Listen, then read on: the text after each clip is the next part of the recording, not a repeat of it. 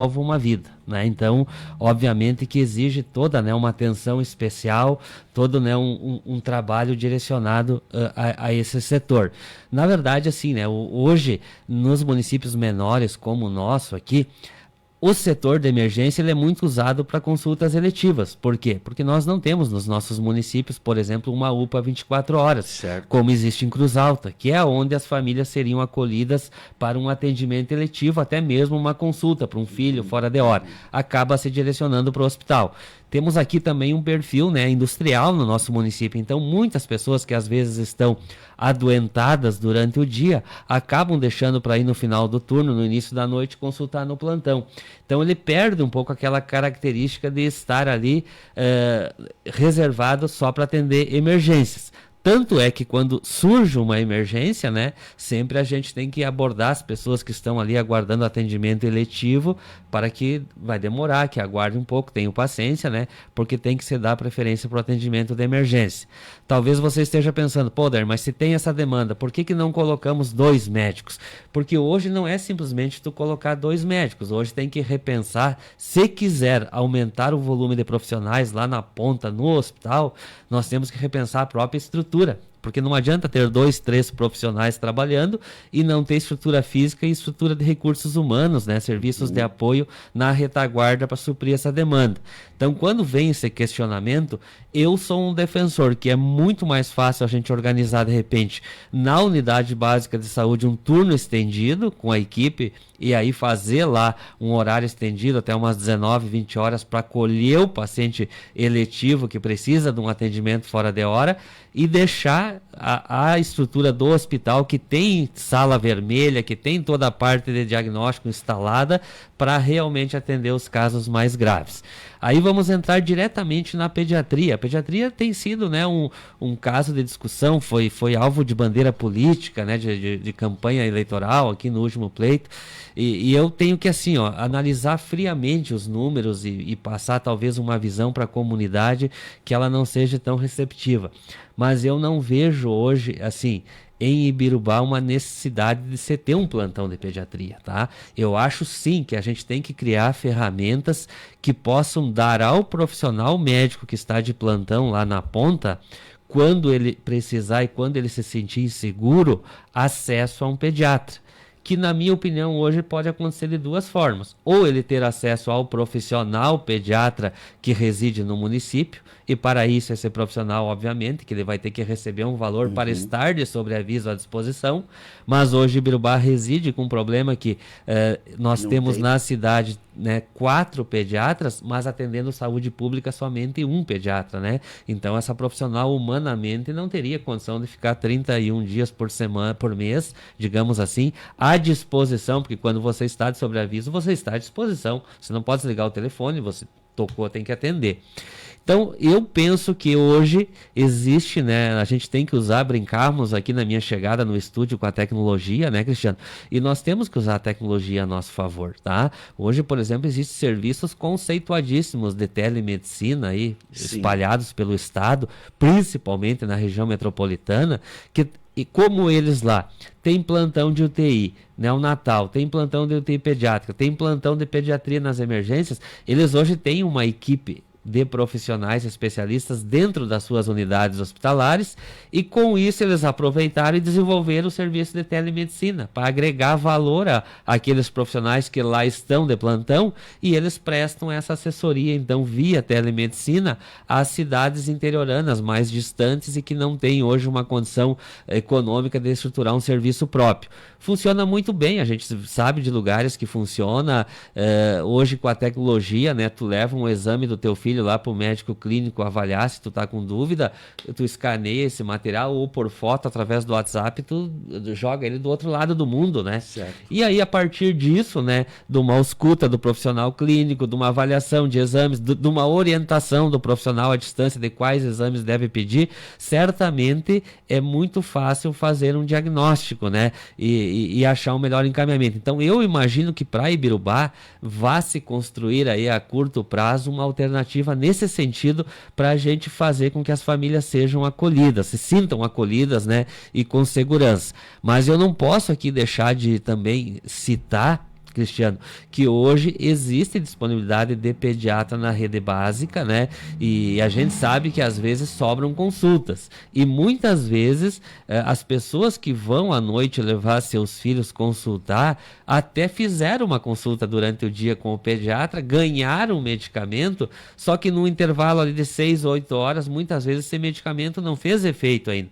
E aí a família vai lá com a criança, consultar com o médico clínico para ver se o medicamento que o pediatra deu está correto, que eu acho que é uma incoerência total. Então, se eu estou em dúvida com aquela medicação que o pediatra lá da unidade básica me forneceu, o mínimo que eu tenho que fazer é no outro dia procurar um pediatra, então, na rede privada, né? E aí fazer a comparação, né, da medicação. Mas é importante sempre os pais entenderem, assim, que toda e qualquer medicação, ela tem um tempo mínimo ali para fazer uma reação, né? E hoje também, Cristiano, é difícil, né? Que toda vez que eu também já fui pai de crianças pequenas, toda vez que nasce uma criança, nasce um pai e uma mãe, né? Então é desafiador para a gente lidar com esse aprendizado enquanto eles não falam, não sabem muitas vezes expressar a dor, né?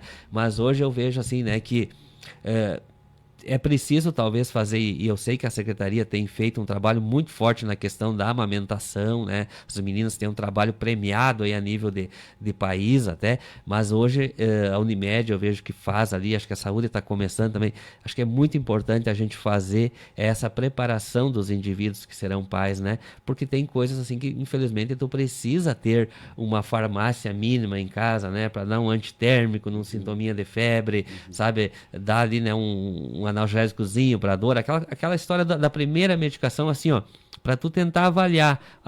Às vezes eu vejo assim que as crianças têm um pico de febre, os pais já se apavoram, né, muitas vezes, e vão ao hospital. Olha, meu filho fez febre quando? Não, começou agora há pouco. Mas às vezes tem que ver, né, se é um sintoma gripal, se é, às vezes assim, é um pequeno sintoma ali que já dá aquele desespero, né? Então acho que é toda uma cadeia que tem que ser construída aí de preparar a gente quando a família está ali no início, né? Realmente ter essa disponibilidade do profissional lá na unidade básica, ter essa disponibilidade talvez na retaguarda via telemedicina fora de hora. Por quê? Porque eu vou me sentir inseguro por vezes como pai e tenho o direito e até o dever de levar o meu filho consultar, né? Então eu acho que assim, ó, é uma construção, mas sempre observando os limites do nosso município, claro, né? Não adianta nós querer trazer assim, ó, não, nós vamos colocar aqui todas as especialidades à disposição, primeiro que não vai ter demanda para isso. E se houver demanda, vai ser uma demanda esporádica e desorganizada, pessoas que vão usar esse serviço sem a necessidade real de usar. E eu acho assim, ó, e pensar a médio e longo prazo, talvez algumas estruturações a nível de região, aí sim, né, tentando somar esforços, porque essa realidade que Biruba vive, todos os municípios com 30, 20 mil habitantes vivem, né? E a gente vê isso assim, ó, às vezes de certa forma como uma surpresa. Nós somos um município que, por característica de ter o Instituto Federal aqui, de ter as indústrias aqui, nós importamos muita gente das regiões maiores, né? E as pessoas chegam aqui quando elas se deparam assim, com uma situação de que não tem um sobreaviso de especialistas, mesmo em outras áreas, como cardiologia, como cirurgia, eles ficam apavorados, né? Tipo, mas não tem. É a realidade de municípios menores, né? Então, por isso que sempre é importante, né, o entendimento das pessoas que o dinheiro ele é curto para custear a saúde. Então, o que o governo faz? Ele cria referências. Então, hoje, 90% do recurso público federal da nossa região de saúde, que é a região de Cruz Alta, ele está alocado dentro do Hospital São Vicente, que é a referência. Então, esse hospital tem que ter uma saúde econômica e financeira para estar apto sempre de nos acolher quando a gente precisar. Mas eu não te atrapalhando no teu raciocínio, mas eu queria... Não, ele está concluído. Refletir contigo isso. Como uma pessoa experiente no setor de saúde pública, tu acha que esta forma que o governo busca distribuir o recurso está correta? Porque a gente vê muitas vezes, né, a população até naquela lógica meio atravessada, assim, eu acho que nós temos que mudar a nossa referência para Passo Fundo, porque tu vê Cruz Alta e tal, mas não é necessariamente o espaço geográfico que resolve, né? Se a pessoa for se mudar a nossa referência para Passo Fundo, a mesma dificuldade que o São Vicente de lá tem, vai ter no São Vicente lá de Passo Fundo e é isso, né? Porque é a falta de recurso mesmo, né? Mas não daria para o governo pensar, por exemplo, criar uma segunda né? Porque nós temos dentro do SUS, né, o de alta complexidade, de média, né? E é o de acesso ali, né? Então não tem como aumentar o recurso do, por exemplo, hoje o Hospital Unes Dias está em qual? Está no de baixa, né? Nós somos considerados média e baixa complexidade, Média e baixa, tá? né? Mas, por exemplo, assim, ó, hoje o contrato que o Hospital Unes Dias tem com o SUS, ele é um contrato muito frágil, né? Nós ganhamos R$ 54 mil por mês. Que barato. Tanto é que nós estamos, desde agosto passado, com aquele projeto do andar que foi reformado, aprovado lá no Ministério da Saúde. Estamos fazendo um trabalho muito forte de articulação política. Até estive em Brasília juntamente com a ex-vereadora Jussara, dias atrás, do PT, que é uma representante do governo hoje aqui na nossa região, né? Buscando, né, informações, tentando articular o projeto aprovado, aguardando orçamento.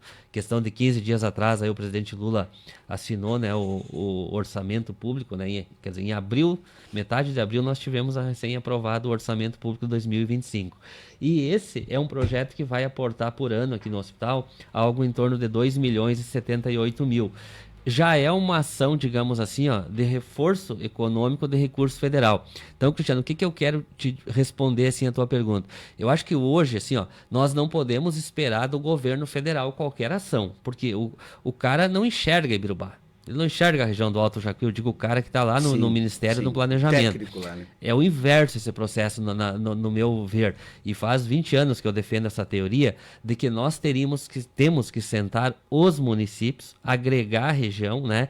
E nós discutirmos aqui na base. Cara, por exemplo, Ibirubá vai ter agora uma unidade de leito de retaguarda. Cruz Alta tem UTI.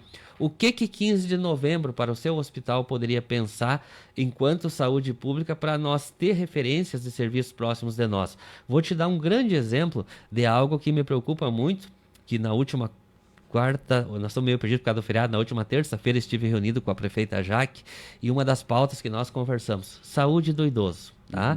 Hoje nós estamos no Brasil com 39 milhões de pessoas recebendo benefício do governo, aposentadoria, pensão, ou seja, nós temos praticamente hoje 19% da nossa população na terceira idade. Esse número vai ser astronômico para os próximos 20 anos. Qual é a estrutura que nós temos hoje preparada? Nós estamos convivendo hoje lá no hospital com pessoas idosas, Cristiano, que estão acamadas, algumas às vezes quando ficam doentes, os filhos estão na ativa. Eu estou falando de mim, meu pai tem 85 anos, eu consigo ir final de tarde, 1 ou 2 vezes por semana lá, ver como ele está, levar alguma coisa. Teria que ser diferente essa assistência, né?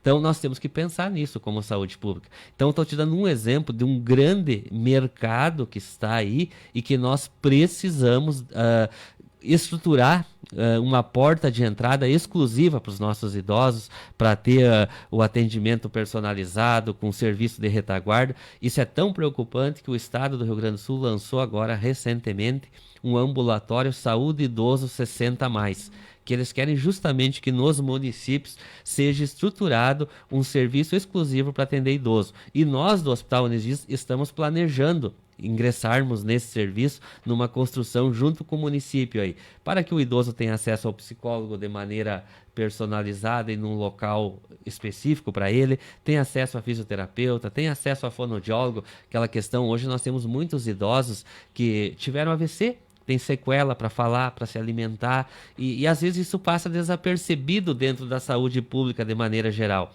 Mas essa construção, nós não podemos esperar que o Ministério da Saúde venha enxergar isso. Não, certo. Nós temos que nos organizar, ver as estruturas que nós temos hoje ociosas, né? Essa unidade aqui que eu estou trazendo para o Unes Dias, que vai aportar R$2 milhões por ano, ela sozinha viabilizaria um hospital de menor porte. Quer dizer que se nós tivéssemos feito uma construção regional, talvez o Unes Dias tinha que estar se qualificando e se aperfeiçoando, por exemplo, para fazer cirurgia de média complexidade em traumato, que é uma outra demanda incrível, né?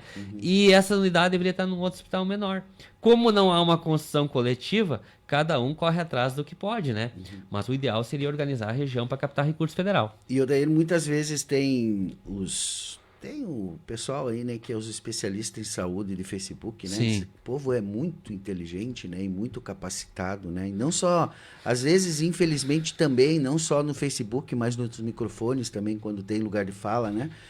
que falam às vezes em relação a questão, tu vê qualquer pessoa que chega ali com um problema no Anis Dias tem que ir para Passo Fundo para fazer cirurgia, tem que ir para não sei aonde para fazer cirurgia, mas é essa organização, né? Determinado tipo de situação, não é o Anis Dias que faz cirurgia, né?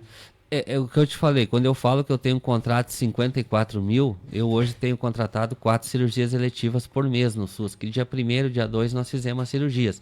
Então, claro que a gente, assim, tem que passar por uma rediscussão disso. Inclusive, o novo governo, agora municipal aí, o desafio de uma construção talvez vá passar por Ibirubá. Tem uma característica, Ibirubá não, eu digo os municípios da região do Alto Jacuí, eles têm uma característica diferente de outras regiões do estado, que há muitos anos investem em sobreaviso de especialidades, tá?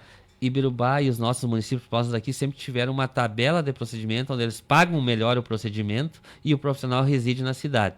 Isso faz com que esse profissional não esteja obrigado a dar uma retaguarda aos serviços hospitalares das suas cidades. Talvez nós tenhamos que repensar essa forma de remunerar, de investir em sobreaviso de especialidades por 2 razões. Primeiro, porque tu vai ter o profissional da cidade aí comprometido em ir dar uma assistência lá na ponta quando precisa elucidar um diagnóstico.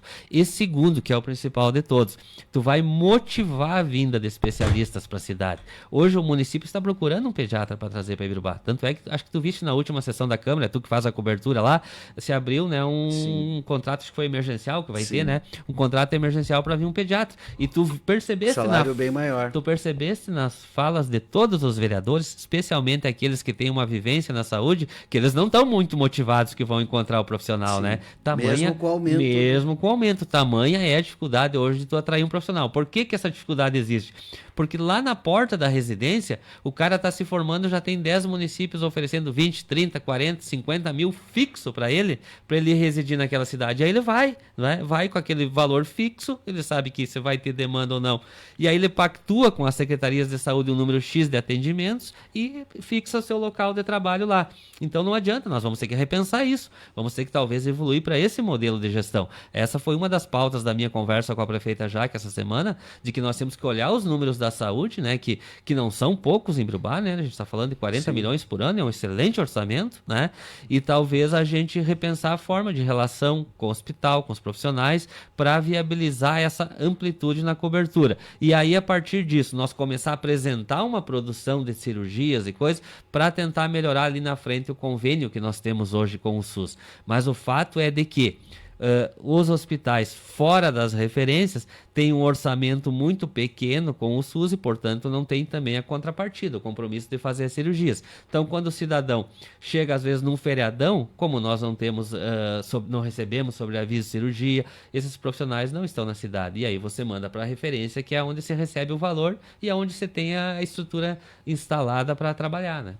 Muito bem, isso é importante esclarecer, porque algumas pessoas não ligam Lé com Cré e acabam falando, eu digo falando para a galera, né, falando para a plateia e não pensam na responsabilidade. Tu me permite só voltar Claro. lá atrás, que tu me fez uma pergunta que eu acho que eu não te respondi, com aquela questão às vezes que as pessoas, né, sentem-se insatisfeitas com o atendimento.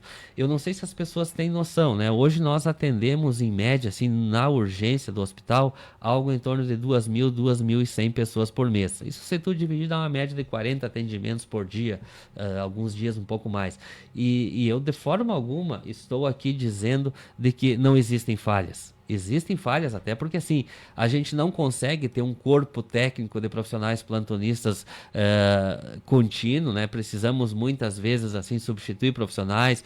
Por exemplo, eu vinha de uma época ali que eu estava tendo profissionais mais antigos fazendo plantão, mais experientes. Esses profissionais muitas vezes têm menos paciência, às vezes eles são um pouco mais rude com as pessoas no sentido de questionar por que elas estão indo na emergência. Mudamos para um pessoal mais jovem. Esse pessoal mais jovem aí, por outro lado, às vezes por inexperiência, deixa passar algum diagnóstico, né, que que pode implicar em alguma consequência para os pacientes, então nós somos cientes de que existem algumas falhas humanas, tá? E eu hoje, pelas limitações orçamentárias do hospital, eu também deixo de investir muito em treinamento para o meu pessoal. Então hoje a minha equipe, ela não é uma equipe homogênea, né? Eu tenho profissionais com grande capacidade de resolução, mas eu também tenho profissionais jovens que às vezes estão num aprendizado, que às vezes até nesse lado humano eu sempre digo assim, né? Você precisa ter muita empatia quem trabalha na saúde, tá? Eu às vezes até apanho da minha equipe, né? Porque as pessoas me acessam muito, especialmente fora de hora. Esse feriado eu passei trabalhando, auxiliando famílias e tudo mais. Mas eu sempre digo assim, eu prefiro atender o Cristiano numa sexta-feira de noite, 10 horas da noite, quando ele está com um suposto problema, do que isso de fato virar um problema e segunda de manhã eu chegar lá e o Cristiano dizer assim, pô, eu tentei falar contigo, não consegui, perdi um familiar ou tive um familiar mal encaminhado. Não, eu prefiro resolver no ato. Então, sempre que eu sou acionado, eu procuro dar um retorno para o paciente. E nem sempre o paciente tem razão. E quando o paciente não tem razão, eu tenho obrigação de dizer para ele que ele não tem razão. E por vezes, quando ele tem razão, eu oriento a equipe a fazer o acolhimento, né, e o encaminhamento. Mas a gente hoje tem um quadro técnico, apesar das limitações, eu acho que muito preparado. Temos, assim, a área física suficiente para atender essa atual demanda, né? Só hoje talvez o que a gente realmente precisa avançar aí num futuro próximo é essa cobertura de profissionais para fazer com que os procedimentos ocorram mais em Birubá, né? Para evitar daqui a pouco ter que se deslocar para fora para uma cirurgia de apendicite. Esse final de semana, né? Saíram 2 gestantes fazer cesariana fora porque não tinha pediatra. A única pediatra que atende saúde pública está de férias e é um direito dela. Então essas coisas acho que sim, tem muito para evoluir, precisamos evoluir conjuntamente com essa política, né? Daí vamos para os números, né? A gente sabe que administrar não é muito fácil. Eu sei que tu tá olhando no horário aí. Estou trabalhando a escala de plantão paralela aqui. Administrar não é uma tarefa muito fácil, principalmente quando você tem poucos recursos, muita demanda e também você tem várias fontes, né? Então, por exemplo, hoje o hospital ele tem essa merreca que vem do SUS aí, né? 50 e poucos mil aí. Tem o convênio com a prefeitura, que é só para urgência e emergência, né? Não, nós temos compra de serviço também, né? Na compra verdade, de serviço, sim. Isso. E aí tem a questão também do particular ali, o pouco que tem ali, e os convênios e tal, né? Que também dão um recurso ali para o hospital, né? Mas é várias fontes e aí tu tem que pegar aquele recurso e tu tem que ir ali, né? Pagando as contas, administrando e fazendo o hospital ter vida própria ali e acontecer, né? Hoje, por exemplo, Dair, como que está... a gente precisa falar também da importância que tem tanto as emendas impositivas dos vereadores, né, quanto também as emendas parlamentares quando elas vêm dos deputados aí e ajudam aí. Vou te traduzir em números isso para a comunidade Então, interna. eu queria que tu fizesse assim um diagnóstico geral hoje, quanto, assim, né, o que mais está hoje. Por exemplo, se o hospital ficasse sem as emendas parlamentares e sem as emendas impositivas, daria para sobreviver só com o que o município e o SUS repassam? Não. Cristiano, assim, ó, vamos falar primeiro de algo chamado Receita Operacional, Gestão Operacional, que é fora emendas, que a gente considera isso como um recurso extra-operacional. Por quê? Porque ele não é contínuo, é sempre um trabalho, né, de articulação e tudo mais. Hoje, 43% das receitas do hospital vem de recursos públicos, tá? Vem da prefeitura e vem do SUS, 43%. 32% vem de convênios. Então eu estou te falando assim, ó, que 75% da minha receita hoje não sou eu que determino o preço. É um convênio que me impõe uma tabela. Se eu quero atender, eu atendo. Se eu não quero atender, eu não atendo. Então, esse já é o primeiro, né? Te imagina você tendo uma loja, né? Ou você tendo aqui a rádio, 75% dos contratos não é você que vai lá e negocia comigo o cliente, não sou eu que te digo, Cristiano, eu vou pagar R$100 por o patrocínio desse horário. Essa é a nossa realidade, tá? A tabela do SUS é fixa, a tabela do convênio Unimed é negociado por pacotes, o IP, que era uma tabela boa em razão da crise que ele vem tendo nos últimos anos, também mudou de tabela, nos restringiu muito a margem de lucro, mas é a realidade. Aí tu vai me dizer assim, mas por que tu não para de atender? Que nós temos uma simples frasezinha no nome do hospital, né? Hospital da Comunidade. Então eu não posso olhar como administrador só o lado econômico. Porque se eu fosse olhar o lado econômico, eu reduziria o tamanho do hospital e atenderia particular e isso daria uma tabela de pacote lá e o hospital daria lucro. Mas eu acho que não é esse o papel de um hospital. O papel do hospital é acolher a todos, inclusive Certo. aquelas pessoas, né, que não têm a condição mínima de pagar. Então, os convênios, né, representam hoje 22% da nossa ocupação, a saúde pública representa 55% e o particular representa 9% apenas. E ano passado, a gratuidade, que é aquilo que o hospital faz para se manter, né, com o SEBAS, a certificação filantrópica, chegou a 12,60% de ocupação. Né? Como que a gente faz essa gratuidade, Cristiano? Todo paciente que interna lá pelo SUS, o SUS paga uma receita, paga por AH, que a gente chama por diagnóstico. Então, tu internou lá com uma pneumonia, é R$300. O SUS não quer saber se tu vai gastar 100 ou 1.000. Ele paga R$300, tá? Então, quando você gasta 500, o hospital te dá uma alta administrativa ali quando tu atinge a permanência do SUS e o restante ele te faz gratuidade. Por que ele te faz gratuidade? Porque ele não pode te cobrar, porque quem interna pelo SUS não pode pagar, tá? Então a gente faz gratuidade e dessa forma é que a gente mostrou para o governo federal lá atrás, em 2017, que nós tínhamos índices para fazer filantropia. E hoje, inclusive, nós temos até no quantitativo, porque antigamente o governo federal não considerava os atendimentos pagos pelo município para compor os 60% de obrigatoriedade. E hoje ele contabiliza. Então, hoje os nossos atendimentos, eles vão lá a 72%. Então, essa é uma composição de receita, para as pessoas terem uma ideia, né? Aí você vai ver assim, ó, vamos falar de resultado. Vamos pegar o resultado, então, econômico, né? Vamos pegar assim, 2023, que foi consolidado, 2024 não saiu consolidado ainda, mas ele vai ser muito parecido com 2023, tá? Mas assim, ó, no ano passado, o SUS, a operação SUS, convênio SUS, né? Receita, custo, despesa operacional, manutenção do prédio, nos deixou no hospital um prejuízo de R$2.373.000 no ano, tá? Aí o que acontece? A prefeitura nos aportou para cobrir esse déficit R$1.484.000. E aí, no fringir dos ovos lá no operacional, nós fechamos com R$1.054.000 de prejuízo operacional. Essa é a realidade do Anis Dias hoje, sem emendas. 1 milhão, algo em torno de 80.000 por mês de prejuízo. Aí vem o trabalho de articulação política, emendas. Nós recebemos de emenda parlamentar, subvenções estaduais, repasse de programa Nota Fiscal Gaúcha, alguma doação da comunidade, emendas impositivas, R$1.471.297. Isso fez com que o hospital fechasse positivo R$423.000. Então, note, Cristiano, a importância hoje deste trabalho, né, de fomentar parcerias, né, de fomentar a aproximação dos deputados federais. E aí está a grande jogada, que nós estamos numa expectativa tremenda para que saia esse novo recurso aí, porque emenda parlamentar, eu só consigo, de custeio, eu só consigo captar até uma vez o meu teto. Então hoje eu estou limitado a 639 mil, tá? Com esse recurso federal que vai ser incorporado no nosso contrato, eu vou ir para 2.700.000.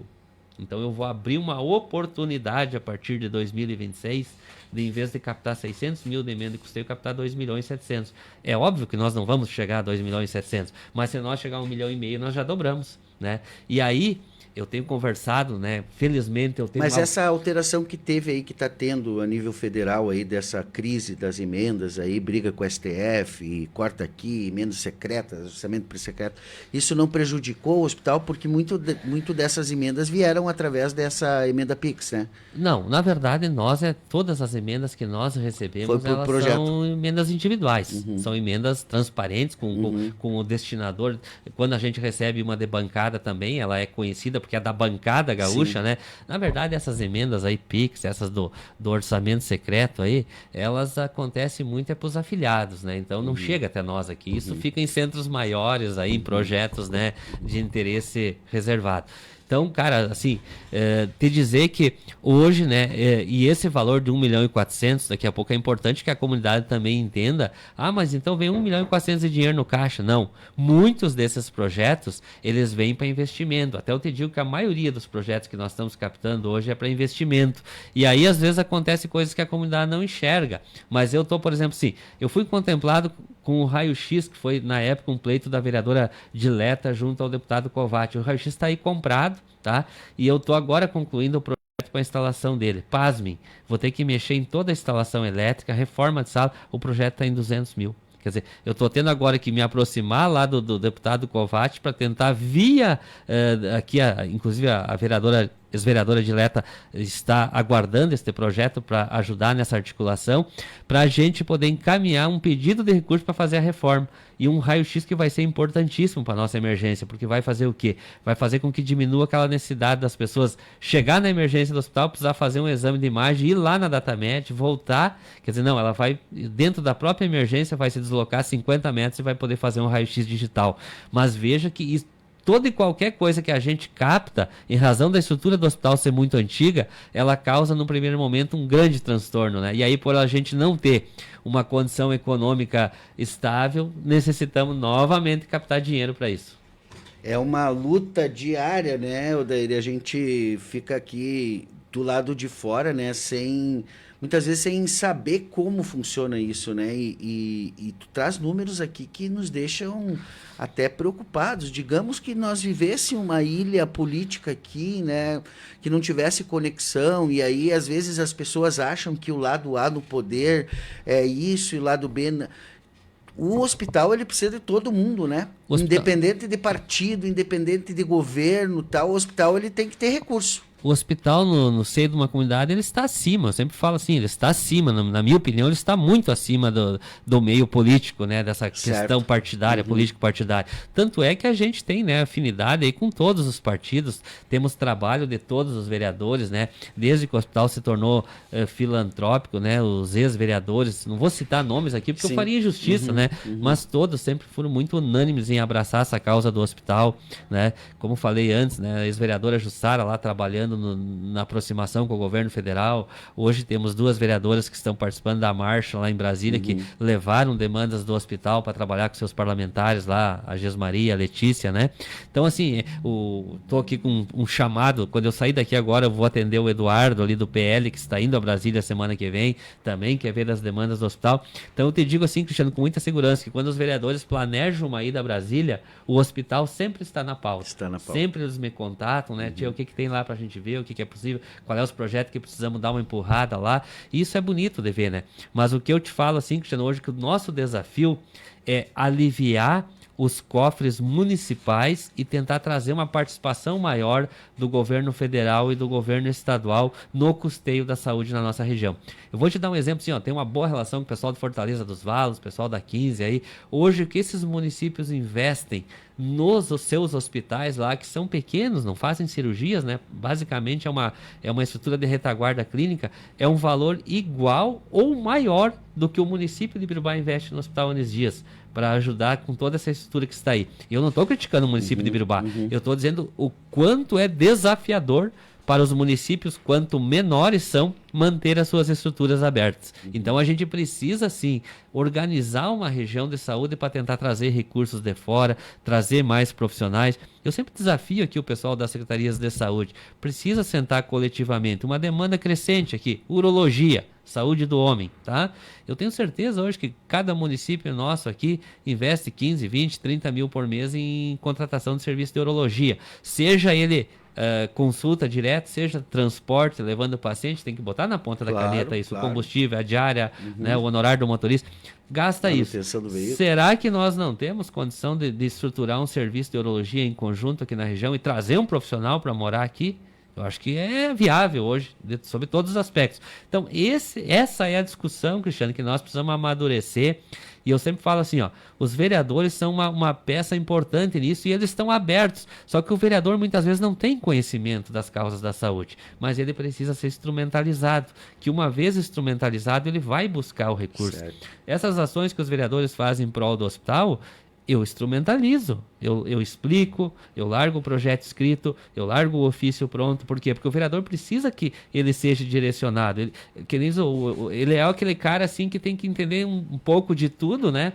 Mas, na verdade, a maioria deles... Sabe, Odair, que eu sou uma pessoa muito crítica à chamada emendas impositivas, Sim. né? Eu sempre defendo e defendi aqui no microfone que eu acho que é um instrumento, assim, de proselitismo, assim, um instrumento, né, de pessoalismo, né, no recurso público, né? Tens razão. Mas analisando do ponto de vista das necessidades do hospital, da comunidade Enes Dias e dos números que tu traz aqui, do quanto as emendas impositivas são importantes para o orçamento do hospital e sabendo também que 50% do valor dessas emendas impositivas automaticamente precisam ir para a saúde e é uma forma menos burocrática, inclusive, do município poder repassar recursos para o hospital, eu começo, sabe, a analisar aqui no sentido de que, cara, esses políticos, eles acham um jeito de te botar num brete de tu não conseguir ser contra uma coisa que, em tese, moralmente, tu olha e vê que é ruim, né? Mas, ao mesmo tempo, cumpre o seu papel importante. E aí tu fica ali meio... Eu, como jornalista, Claro, falando, claro, né? Que não... Eu fico meio ali, e aí, será que eu critico? Será que eu bato? Será que eu não bato? O que dá para fazer a gente para não depender desse tipo de instrumento que é tão complicado, né? Vamos falar do ponto de vista ético, moral e até democrático, né, do que tu imagina. Os vereadores que têm mandato, eles têm muito mais, assim como os deputados, têm muito mais poder de fala, né, para conseguir se reeleger, estar de novo no... Não que isso aconteça, porque na última eleição a gente teve uma renovação muito grande, né, mas talvez porque não souberam usar, mas é um instrumento que beneficia quem está no poder, né? Claro, e essa ação, né, ela é clara, né, e objetiva que ela foi criada por um poder executivo que precisa de base para governar. Exato. Né? Então tu tens razão na tua reflexão. Mas eu vi agora, inclusive uma ação aí que foi implementada pela essa atual gestão municipal, muito interessante, que é fazer as instituições passar o plano de trabalho para acessar as emendas pelos seus conselhos regimentares. Até para o conselho tomar conhecimento. Por exemplo, o hospital teve que passar lá no Conselho Municipal de Saúde. Achei muito positivo isso. Por quê? Porque vai obrigar as instituições a fazer um... Eu não estou dizendo aqui que talvez alguém não faça, porque eu, felizmente, sempre fiz e não tenho nenhuma prestação. Mas não é por fazer, às vezes tem instituições que choram, que não conseguiram acessar porque não estavam dentro da lei. E não tenho nenhuma prestação de conta, né, apontada. Mas eu acho que é salutar essa questão de tu dar publicidade para o teu conselho do que você vai fazer e aonde você vai investir o dinheiro. Isso é importante. Inclusive o próprio município, que através do Fundo Municipal de Saúde recebe também recursos de emendas impositivas, eu acho que precisa montar um plano de trabalho e apresentar lá no Conselho, né? Tem muitas demandas aí que estão retidas que talvez ganharão agilidade através dos recursos de emendas impositivas por serem recursos mais livres. Mas eu concordo contigo, claro que seria o mundo perfeito se esses recursos estivessem lá dentro do orçamento e fosse criado programas, né? Programas de destinação do recurso. Seria algo mais, vamos dizer, ético, vamos dizer assim, né? Mas se criou uma legalidade para as emendas impositivas e elas estão aí, dificilmente voltarão, né, para trás. Exato, esse é o caminho. Mas tudo certo, que bom que elas estão ajudando aí o Hospital da Comunidade. Daí, para a gente ir para a nossa reta final aqui, esses números que tu apresentou são de 23. Isso, 2024 está saindo agora. Nós temos um processo um pouco mais lento na nossa contabilidade. Ela fica pronta, digamos, oficialmente, sempre no segundo semestre. Por quê? Porque nós passamos por 3 triagens, vamos dizer assim, né? Primeiro, o escritório contábil, que é o escritório contábil ativo, que faz a nossa contabilidade, ele prepara ela e ele manda ela para o seu Euclides, lá da BM Apoio, que é a nossa assessoria para manutenção do certificado SEBAS. Ele pega a nossa contabilidade lá de maneira convencional, transforma ela num modelo a ser apresentado por SEBAS, que facilita lá a leitura deles. E a partir daí, retorna para cá e a gente manda para o auditor externo. Nós hoje, por faturar mais de 3.600.000 por ano, por obrigação, temos que ter uma auditoria externa, né? Então, hoje a gente, todo ano, se submete à avaliação do auditor externo, que faz ali alguns apontamentos e o pessoal da contabilidade regulariza, explica, enfim, ajusta, e aí sim a contabilidade ela está quente, digamos assim, para ir para os bancos, para os órgãos oficiais daí, né? Então, é um processo processo um pouco mais lento pelas exigências de tramitação que ela tem. Mas a gente extraoficialmente acompanha todo mês ali os resultados, né? E 2024 vai ser um ano muito parecido com o que foi 2023. Pelo terceiro ano seguido, então o Hospital Anis Dias fecha com um resultado positivo econômico, e isso nos coloca talvez em 5% dos hospitais brasileiros que apresentam um resultado azul, né? Então é um trabalho. Isso é muito orgulho, viu, Dani? Parabéns aí, não só você, mas todo o time lá do hospital. Todo um aglomerado que faz parte. E das pessoas também, né? Claro. Que estão sempre estendendo a mão e participando desse processo. Deixa eu te perguntar aqui ainda uma curiosidade, e aquela ala lá, daqueles quartos bonitos lá, que a gente já foi visitar algumas vezes. Essa é a ala aí que nós estamos aguardando agora sair o recurso da habilitação, né? Então esses 2.078.000 que estão aprovados, estão dependendo só de que seja editada a portaria, né? E serão 16, 15 mais 11, 26 leitos de retaguarda clínica que vai atender a toda a região. 16 leitos estarão instalados ali naquela área, e os outros 11 leitos, 10 leitos estarão em outras unidades do hospital, mais à disposição do Estado. Ficou muito bonito, vai ser um serviço diferenciado aqui na região para a saúde pública. Isso que é o mais importante, né? Para a saúde pública. Eu sinto orgulho disso. Tem que sentir mesmo, né? Tem que sentir e se emocionar mesmo, assim, porque é muito trabalho e às vezes muitas noites perdidas, final de semanas e tudo mais, né? Para se dedicar a isso. Vamos, mais uma notícia boa: as meninas da Casa da Amizade fizeram uma ação muito bonita, né, semana passada, né? E aí vamos poder contar aí com os bercinhos, vai dar certo? Vai dar certo. Grandes parceiras nossas, né? Lions Clube, agora recentemente no evento deles aí, que estiveram comemorando 45 anos, né? Doaram R$5.000, que serão complementados com recurso... 60 anos. Isso, que serão complementados com um recurso nosso para compra de tecidos, né? Esses tecidos todos levarão, né, a logomarca do Lions e do Léo Clube. Agora a Casa da Amizade aí, numa ação lá que a nossa coordenadora Dênia compôs junto com elas, doarão os bercinhos para recém-nascidos, que era uma demanda aí que nós temos, né? E o próprio Rotary, todo ano aí são parceiros nossos de alguma ação, né? Então os clubes de serviços nos ajudam muito nesse sentido, né? Essa área nova que foi reformada aí, né? Tem participação ativa do Rotary, do Lions, a nossa lavanderia, não sei se tu já esteve na lavanderia nova, que já não é mais nova, né? Tá funcionando há um ano, mas é uma das melhores do estado hoje, é referência, né? Secretária Arita, secretária estadual de saúde, quando esteve aí, ela disse assim, ó, é a lavanderia mais bonita que os meus olhos viu nos últimos anos. Então isso é muito gratificante, né? Porque é um resultado de trabalho. Por mais que às vezes tem pessoas que criticam o trabalho, que preferem às vezes trabalhar a parte negativa, nós temos muita construção nos últimos anos aí, e tem muita construção, por exemplo, de coisas que as pessoas não enxergam. Esse ano que passou aí, né, através do nosso colaborador lá, o Rodrigo, foi feito 2 projetos para o estado de reestruturação. Nós reestruturamos toda a parte de TI do hospital. Hoje, se tu vai lá, tu vai ver que tu, para logar na rede do hospital, tu vai ter que fazer um cadastro. Isso representa segurança, tá? Segurança para os dados dos pacientes, que antes nós tínhamos uma rede mais vulnerável de acesso a hacker, né? Então são coisas que tu precisa ter, que às vezes não agrega nada em atendimento, mas que precisa ter. Hoje estamos começando lá a troca do telhado, todo aquele telhado antigo ali da frente, daquele horizontal paralelo à rua de Anis Dias, vai ser trocado, né? E o telhado que cobre a cozinha e cobre lá a parte dos exames e diagnóstico. São ações assim que não melhora em nada o atendimento ao paciente, em tese, mas que precisa melhorar a estrutura que está lá para acolher o paciente, né? Certo. Daí deixa eu mandar um abraço aqui pra ti, do Luiz Rames, diz que foi teu colega de farda. Ô, meu irmão. Mas que tal? Olha Gente só. boa demais. Serviu aonde? Na BCAD, 29 GAC. Na época que servir de quartel era osso duro, né? Que ano você serviu? Foi 94. Eu sou de 96, estamos pertinho. Isso. Ali, né? O Rames era o Rames é um armário de 2 portas, né? Era o nosso defensor lá perante a gurizada de Cruz Alta na chegada lá. Tá certo, isso aí.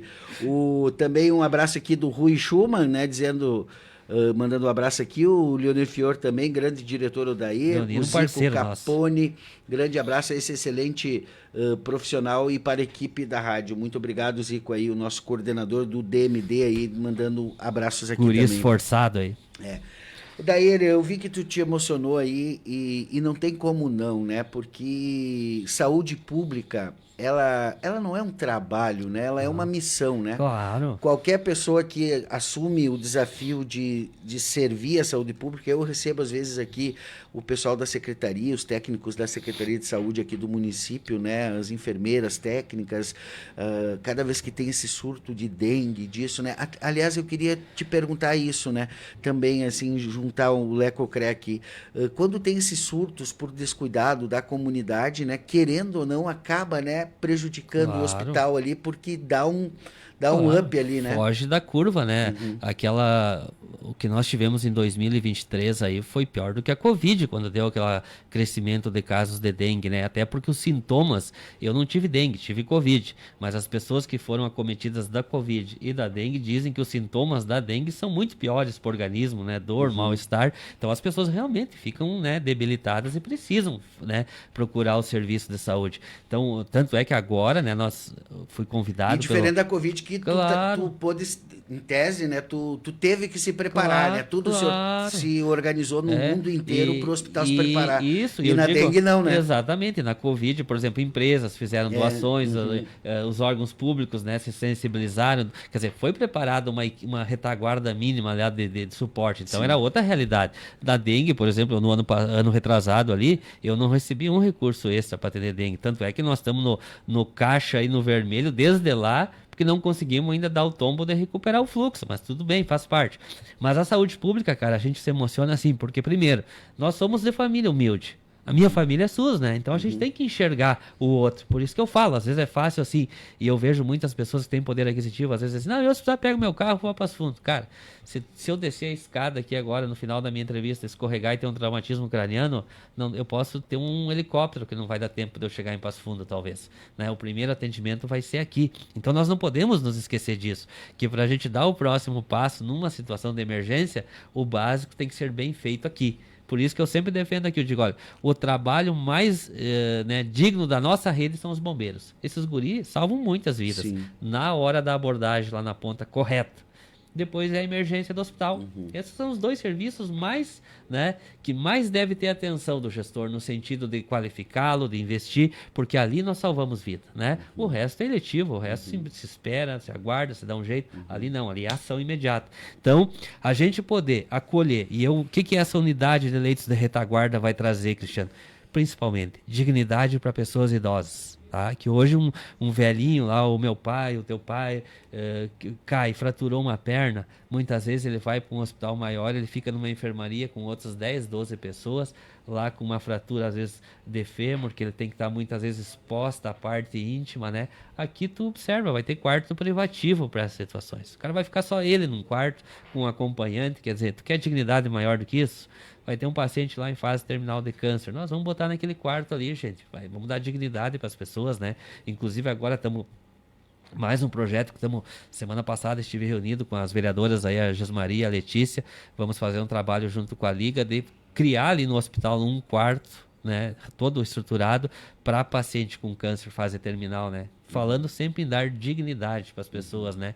Eu acho que a empatia hoje é o grande termo da moda, que nós temos que o tempo todo estar nos colocando no lugar dos outros, né? Certo. E é isso que eu quero deixar assim uma mensagem final também para as pessoas, né? Que procure usar os serviços públicos com racionalidade, né?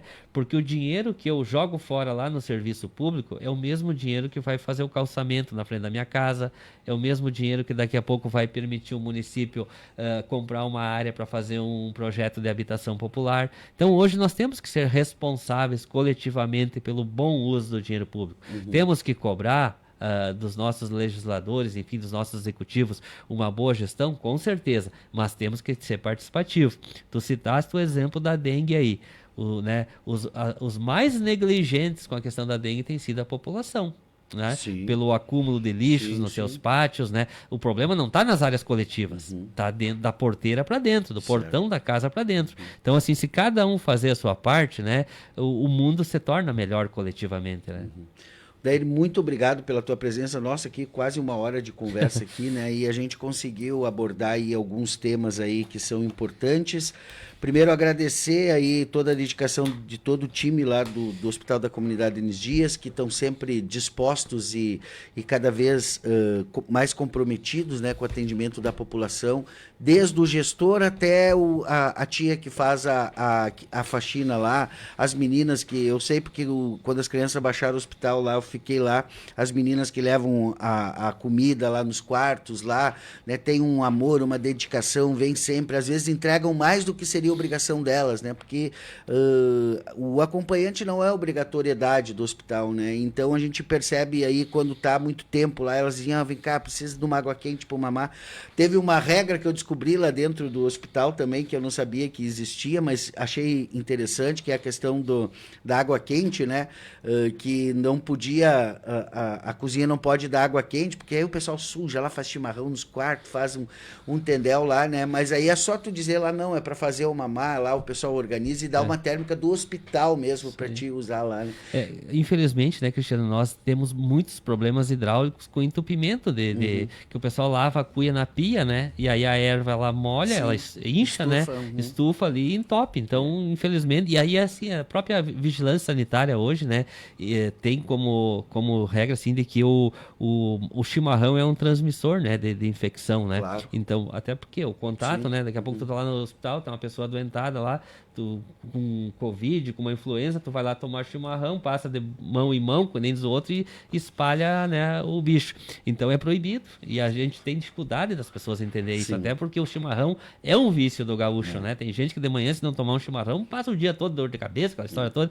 Mas a gente, dentro do possível, tenta regrar isso e ter a compreensão das pessoas. Ontem até estávamos numa reunião na nossa equipe de atendimento, que a gente estruturou aí uma equipe com pessoas de vários setores, e uma das abordagens principais, eu tenho hoje dificuldade, não tenho uma área de marketing estruturada no hospital, né? Mas nós vamos contratar um profissional para fazer um folder de orientação ao paciente, inclusive para disponibilizar ele via WhatsApp, né?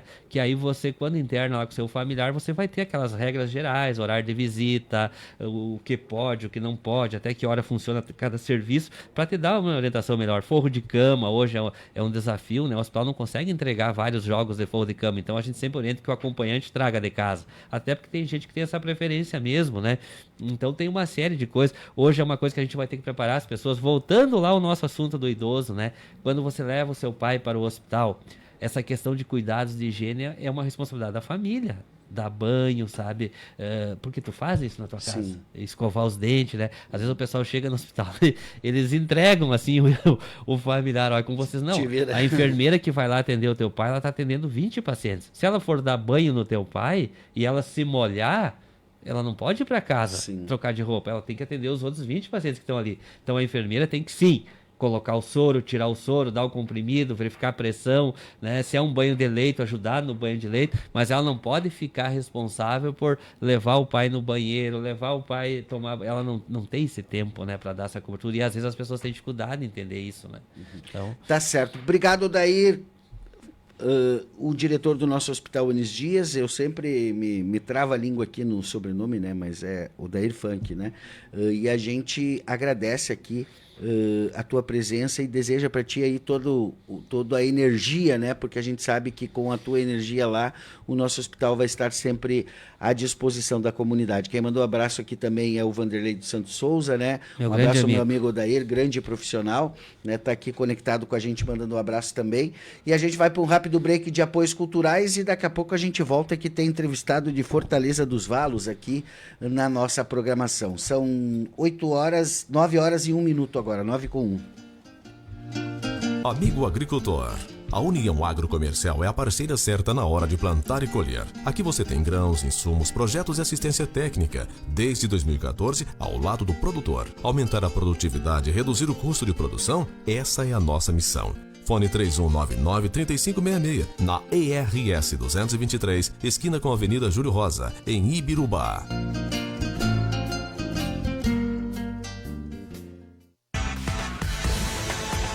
Transporte com eficiência e qualidade é com a Expresso São Miguel. Mais de 6.500 colaboradores em 160 unidades de coleta, com entrega rápida e segura em mais de 860 cidades atendidas no Sul e em São Paulo. Em Ibirubá, na IRS 223, próximo ao trevo secundário no quilômetro 47. Contato 54-3199-3473 com Mauro Royer.